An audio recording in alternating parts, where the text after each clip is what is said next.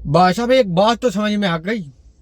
IPL में कभी भी कुछ भी हो सकता है, ये कंफर्म नहीं है कि भाई साहब कौन सी टीम फाइनल खेलेगी कौन सी नहीं खेलेगी। नहीं भाई साहब, कल का मैच देखने के बाद मेरे को ये भी लगने लगा कि भाई साहब जो नीचे नीचे बैठे हैं ना एलएसजी बेंच के, वो क्वालिफाई ना कर जाए आरसीबी की तरह। एक बार आरसीबी ने किया था ना 2024 में ऐसे।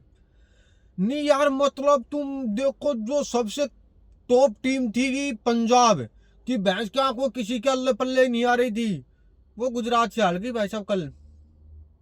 और गुजरात से हारी है, वो हारी है बुरी तरीके से हारी है भाई साहब। यार 163 पे ऑल आउट। नहीं यार, एक बात में 163 रन बना पाई गुजरात पंजाब। या तो भैंस की आंखें 262 रन चेज कर जाएंगे, या भैंस की आंखें 50-60 पे निपट लेंगे। आरसीबी की सेम कहानी है, या तो भैंस की आंख दे दूंगा मचा देंगे, या कोई मतलब नहीं। उधर एसआरएच के पास ले जाओ, उसकी भी सेम कहानी है, या तो भैंस की आंख 300 पार का नारा, या भैंस की आंख 50 में निपट जाएंगे। सेम कहानी हो रही है भाई साहब। तो ये अभी कोई कंफर्म नहीं है। हालांकि एलएसजी तो 200 पार कर ही नहीं रही भाई साहब, वो टीम तो ऐसी है।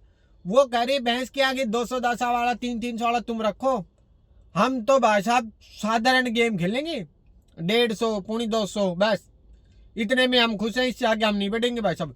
और भाई साहब वो टीम बढ़ भी नहीं रही 200 से आगे, 150 पे 170 180 170 180। सेम कहानी सीएसके की है, वो भी भैंस के आगे 180 प्लस का रन चेज कर ही नहीं पा रही। अब सबसे बड़ी टीम है भाई साहब आरसीबी। अब आरसीबी और पंजाब, इनका तो देखो मेरे हिसाब से कंफर्म है, ये क्वालिफायर 1 खेल रहे हैं भाई साहब। और फाइनल इनमें एक टीम कंफर्म आपको पता है, उसमें कोई डाउट नहीं।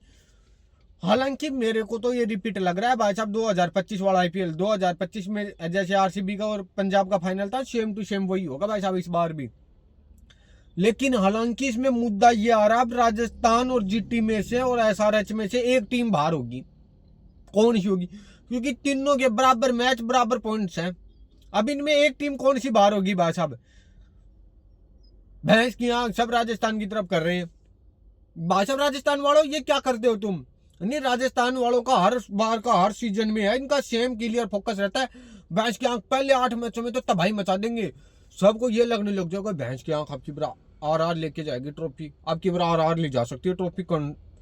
जैसे ही भाई साहब इनका आधा टूर्नामेंट जाता है, पता नहीं इस पे कोई टूंड टोटका करवाता है टीमों के खिलाफ क्या होता है, फिर ये जीतने का नाम नहीं लेते, फिर लगत मार हारते हैं 8 के 8 मैच।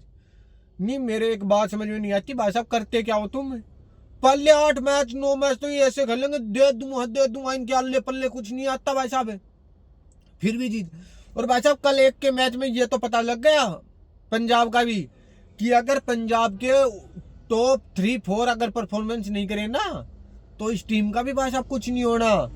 फिर ये भी 150 पार, ये 150 के अंदर ही निपट जाएंगे।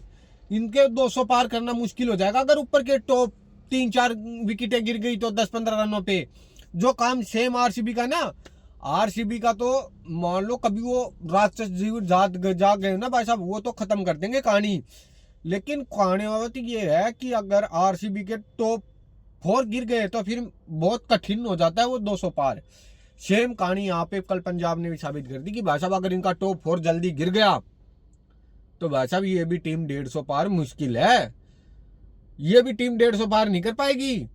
तो भाई साहब ये आईपीएल है, इसमें कब क्या हो जाए किसी को नहीं पता। नहीं, भैंस की आंख पंजाब को किसी को कोई आश नहीं थी कि पंजाब किसी से नहीं हार सकती, वो कल हार गई भैंस की आंख, 2 मैच हार गई लगातार। मेरे को लग रहा था, मेरे को भाई साहब पंजाब पिछला मैच हार के आ रही है, भुक्को शेरों की तरह टूट के पड़ेगी इन पे, लेकिन भाई साहब हार गई। बताओ क्या करें, सरेआम हार गई। भैंस की आंख 160 रन बना पाई, ये बताओ। तो भाई साहब चलो मिलते हैं कल के मैच में क्या होता है।